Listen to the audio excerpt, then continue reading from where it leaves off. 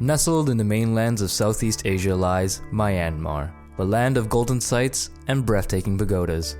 Commonly referred to as Burma, the nation's historical isolation from the rest of the world has preserved its culture and beauty as a land frozen in time, with its bustling bazaars, colorful festivals, spicy cuisine, and Buddhist traditions.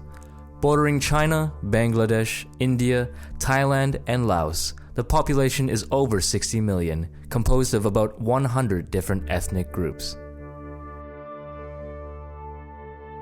After nearly a century of colonial administration by the British, Burma became an independent state in 1948, followed by a tumultuous period of military junta rule, which was recently replaced by a civilian government in 2011.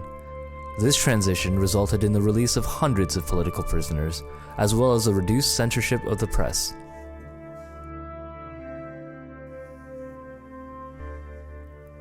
In this slow advancement towards democracy, Burma's revamp of its once stagnant economy seems promising, with the easing of sanctions and trade restrictions, growing foreign investment, and reintegration into the global market. Its abundance of natural resources, large workforce, and proximity to other thriving economies have garnered greater investment in the energy sector, textiles, and information technology.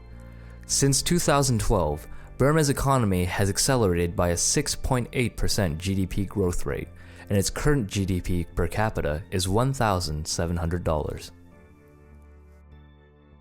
In spite of these progresses, Burma continues to be one of the poorest nations in Asia, with over a quarter of the population living in poverty. Myanmar is one of the absolutely least connected countries today. Building a network here, we will meet a lot of challenges. It's a country without any real infrastructure in terms of road network, in terms of power grid, and all this is going to make it more complicated than in most other countries where we operate in. The recent economic growth has scarcely improved the living standards for the majority of citizens in rural regions. Escalating tensions within the country's ethnic groups has made for one of the longest civil wars in the world, where several international organizations have noted continuous horrific human rights violations.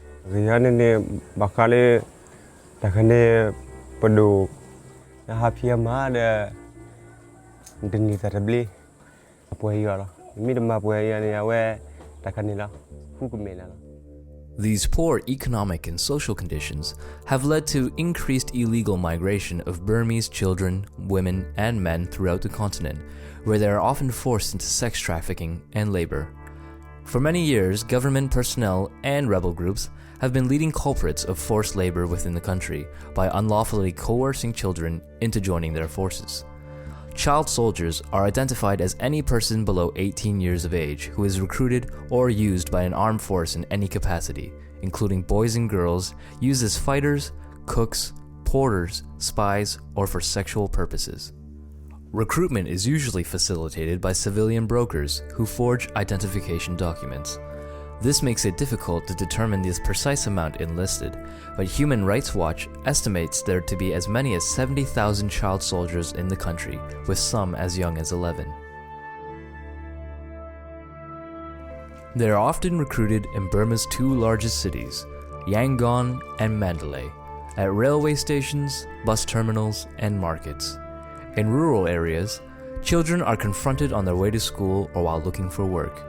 The poor and uneducated are the most likely to fall prey to conscription, and recruiters tend to make threats and use force if they refuse to join the army.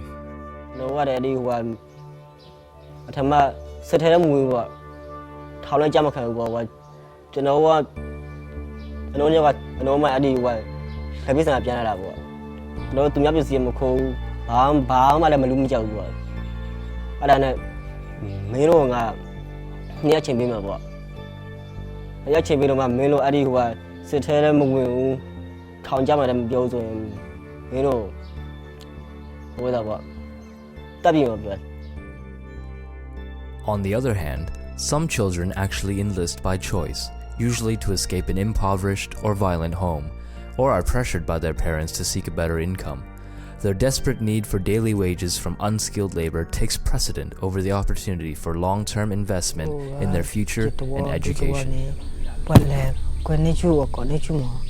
heba tetiba ye ta aga yan hon na tetinya jiba atu ata tano ta era he tano mo pate ke heba da tano te heba mo pamele. Beyond this dire need of the poor and intimidation tactics of the military, there are a few other major causes for the prevalence of child soldiers in Burma. The technical component of the issue is the development of high-performance small arms with simple mechanisms that can be used by children, weighing less than 5 kilograms and requiring little maintenance. Yet, what Burma does not realize is that the persistent use of child soldiers will prove to be an obstacle to further economic and social progress for the country. The early exposure to armed conflict can be detrimental to a child's development. They are uprooted from their communities, subjected to sexual abuse and traumatic experiences, and deprived of education and enjoying their youth. So what has Burma been doing to address this problem? Currently, there are policies enforced by the UN that are not followed by the country. The challenges include, for example, the absence of a permanent ceasefire, the presence of landmines and minefields that have never been marked. There is a critical shortage of infrastructure and services. There's limited livelihood opportunities. So all of this, affects the sustainability and the safety of any refugee returns. Since the plan was signed, officials have been deliberately stopping the process by preventing the UN country task force from visiting the military sites.